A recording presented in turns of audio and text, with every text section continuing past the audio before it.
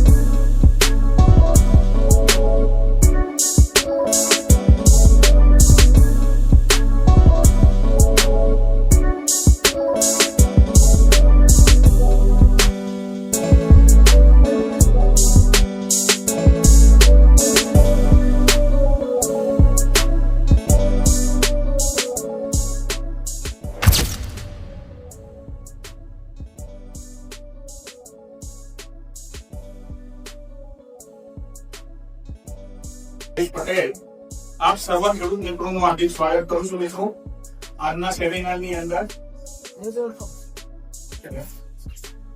ખેડૂત ખેતી કોઈ પણ છે મિત્રો, ખેતીને તમે બિઝનેસ તરીકે લેશો તો સારી રીતે આપણે ખેતી કરી શકશું મિત્રો। તો ખેતીનો બિઝનેસ તરીકે લઉં છું મિત્રો, અને બિઝનેસ એટલા માટે કહું છું કે આપણે આવી ખર્ચા એમાંથી કાઢીએ છીએ, એટલા માટે હું એના બિઝનેસ કહું છું।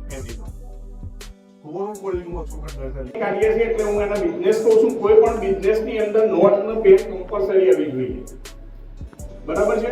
એટલે નોટ અને પેન વગર, નોટ અને પેન ક્યારે આવશે કે તમને પૂરતું ખેતીનું નોલેજ હશે ત્યારે આવશે।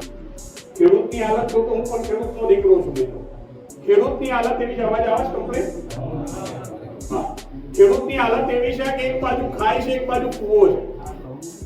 ખાય હું એને કહું છું મિત્રો કે અતિશય પ્રમાણની અંદર રાસાયણિક ખાતરો, જંતુનાશક દવાઓ, દૂર વપરાશ કરવાના કારણે ખેડૂત ખાયની અંદર આવી ગયો। બીજી બાજુ કૂવો એવું કહું છું કે ઓર્ગેનિક અપનાવવું છે છતાં પણ સારી પ્રોડક્ટ મળતી નથી માર્કેટમાં। એટલા માટે ખેડૂતની હાલત કૂવા જેવી એવી છે કે ભાઈ અપનાવવું છે પણ મળતું નથી, એક અંદરથી ડર છે કે પ્રોડક્શન ઘટશે તો સાચું ખોટું બધાને ડર છે। તો ઉત્પન્ન આજે આપણે ઓર્ગેનિક તરફ જઈશું તો 100% કદાચ એવું બનશે કે ભાઈ પ્રોડક્શન ઘટશે તો આ બંનેનો વચ્ચે કહેતા હતા વડીલોની એક કહેવત હતી કે ભાઈ અવરા હાથે નાખીએ તો પણ દોઢું પાકતું, બધાને ખબર જ છે કે ભાઈ અવરા હાથે નાખીએ તો પણ દોઢું પાકતું। આજે અવરા હાથે નાખીએ જે કોઈ અડધું નહીં પાકતું, એ પોઝિશનની અંદર આજે ખેડૂતો આવ્યા છે મિત્રો। ખેતીની અંદર ત્રણ વસ્તુની જરૂરિયાત પડે છે મિત્રો: રોગ જીવાત, ખેતી ખર્ચ અને ઉત્પાદન। આ ત્રણની જરૂર પડે છે કમ્પલસરી। તો અત્યારે રોગ જીવાત વધી કે ઘટી? વધી। ખેતી ખર્ચ વધ્યો અને ઉત્પાદન ઘટ્યું। એવું કેટલા ખેડૂતો માને છે કે ભાઈ એનપીકે એટલે કે નાઇટ્રોજન, ફોસ્ફરસ ને પોટાશ વાપરવાથી આપણી જમીનો બંજર થતી જાય છે? બધાને ખબર છે લગભગ. જે વસ્તુને કોઈને ખબર નથી એવું નથી, પણ એનપીકે જોશે જ મિત્ર, કારણ કે એ મુખ્ય ખાતર છે. આજે આપણે બટાકાની ક્રોપ મીટિંગ કરીએ છીએ તો બટાકાની અંદર એનપીકે વગર શક્ય નથી, અને હું નાખવાની ના પણ નથી પાડતો મિત્રો. તમે નાખો જ તો રોગ જીવાત વધી, ખેતી ખર્ચ વધ્યો અને ઉત્પાદન ઘટ્યું. જો એનપીકે નાખવાથી જો પ્રોડક્શન હાઈ મળતું હોત તો તમારું ઉત્પાદન ઘટ્યું ના હોત. છતાં પણ આપણે તો આજ ડબલ ઉપર જઈ રહ્યા છે, ટ્રિપલ ઉપર જઈ રહ્યા છે, છતાં પણ આપણું પ્રોડક્શન ઘટી રહ્યું છે મિત્રો.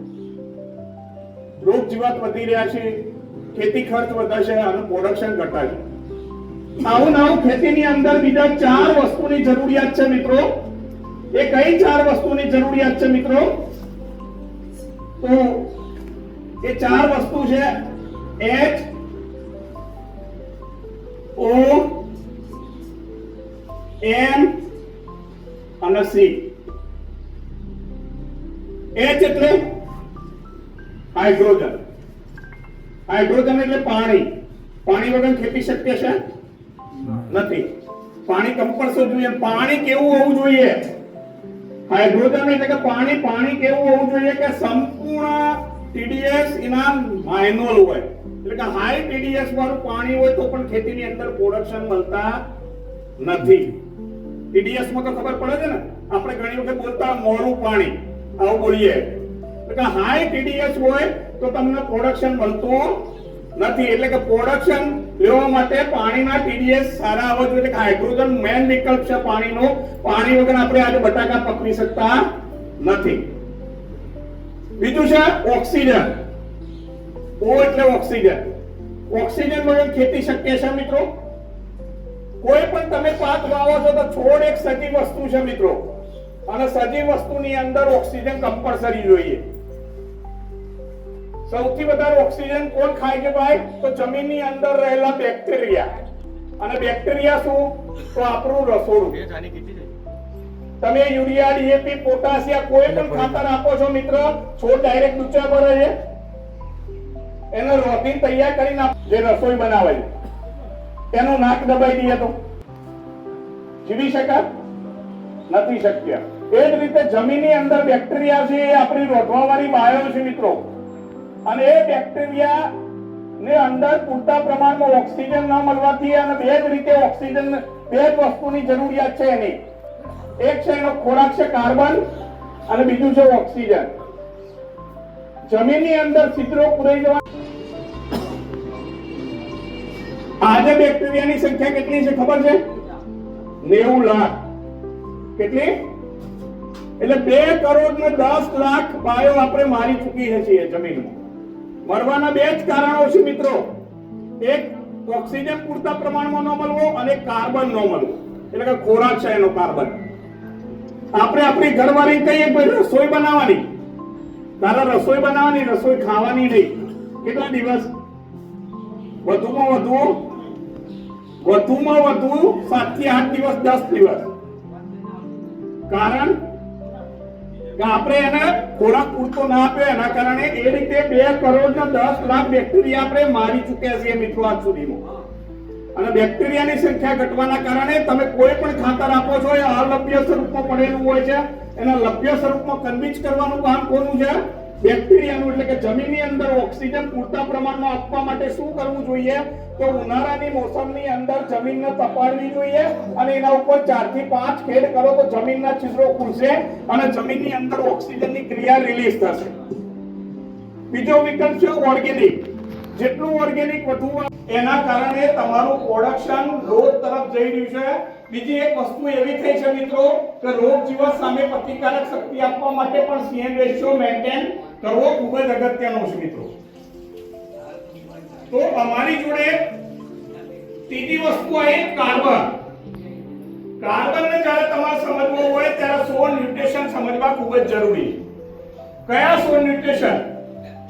તો કે મુખ્ય ખાતર તરીકે આપણે જોઈએ તો મુખ્ય ખાતર તરીકે NPK, નાઇટ્રોજન, ફોસ્ફરસ અને પોટાશ, જે મુખ્ય ખાતર તરીકે આપણે પાડીએ છીએ, હવાની અંદર નાઇટ્રોજનનું પ્રમાણ કેટલું છે?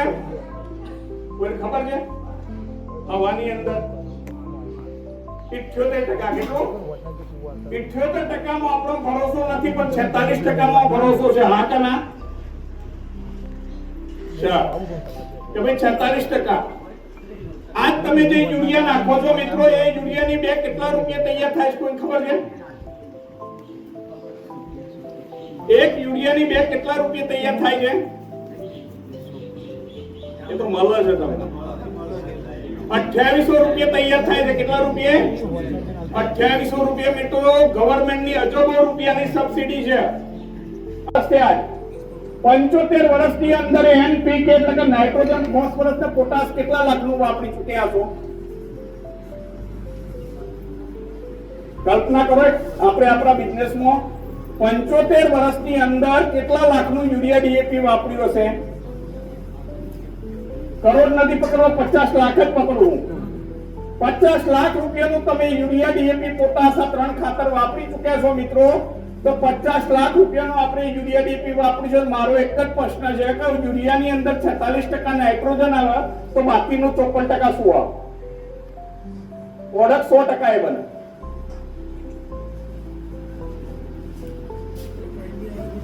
નથી ખબર કારણ વેટોલ એક થયો છે.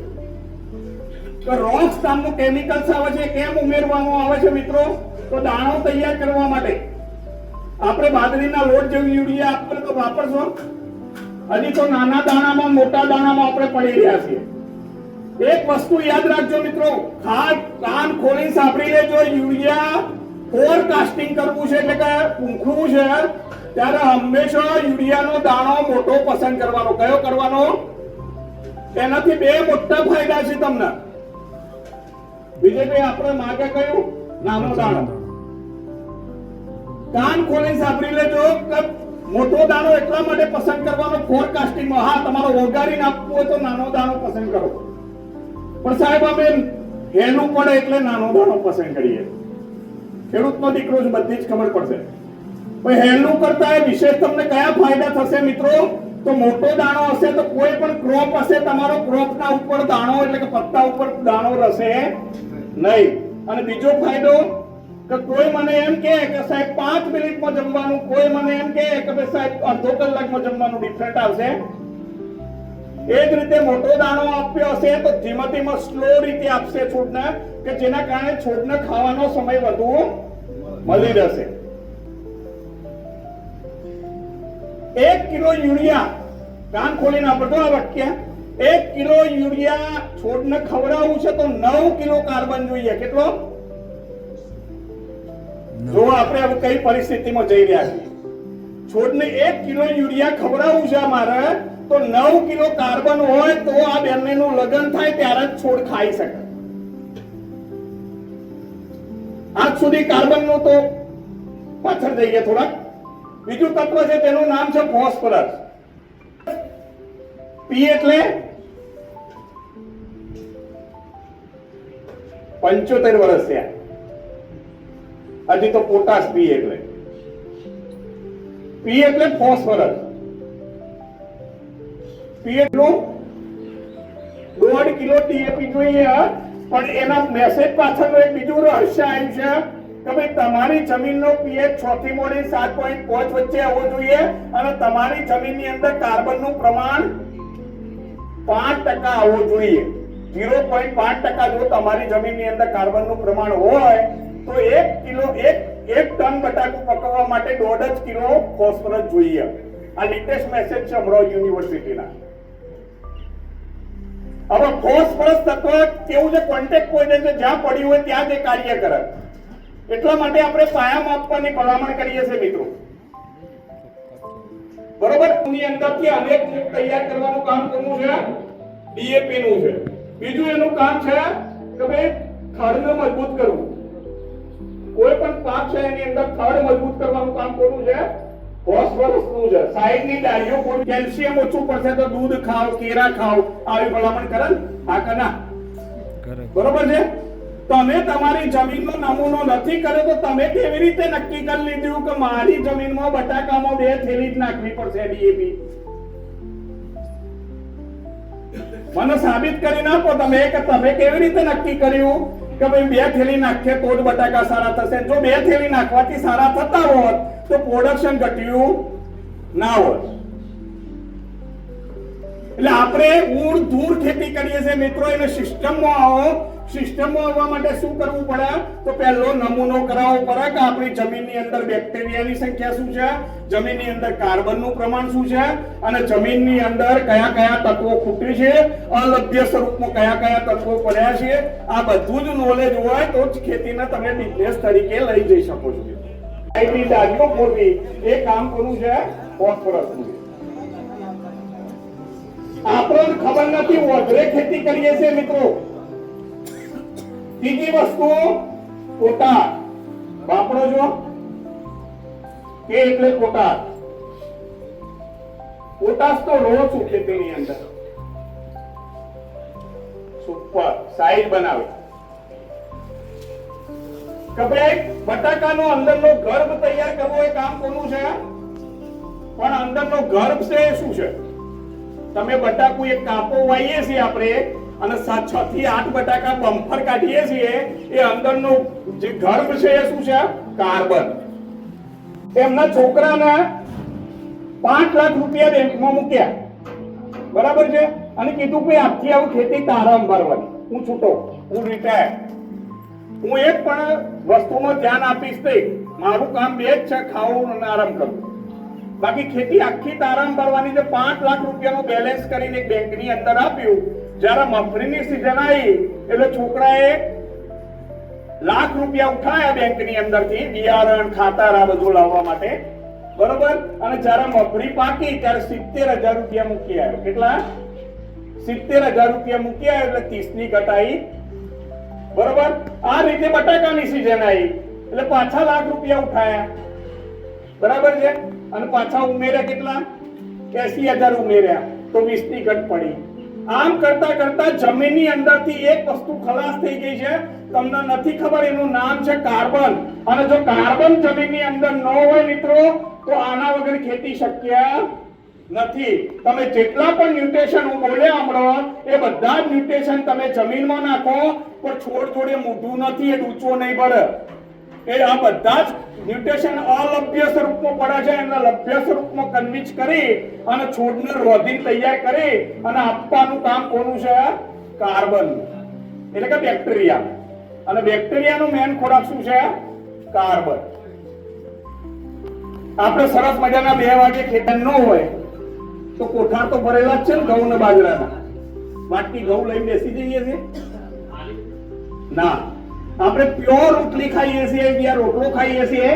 એ જ વસ્તુ આની અંદર પણ છે કે તમે જમીનની અંદર કાર્બન ખૂટ્યો છે મિત્રો.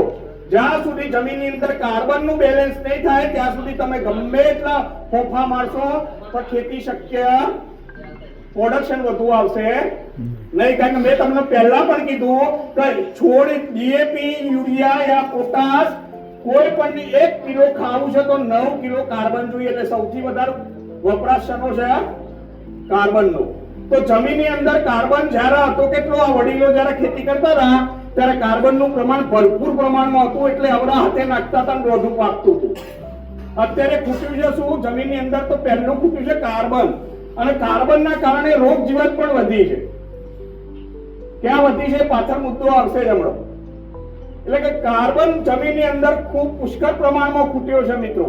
જ્યારે કાર્બનનું પ્રમાણ 6 એ આવ્યું ત્યાં સુધી તમારા પ્રોડક્શનમાં બહુ ડિફરન્ટ ન આવ્યો, પણ જેમ જેમ કરતા 0.4 આવ્યા ત્યારે પ્રોડક્શન લો થવા માંડ્યું. એટલે તમે યુરિયા ડીએપી વધારતા રહ્યા આપણે પ્રોડક્શન લેવા માટે.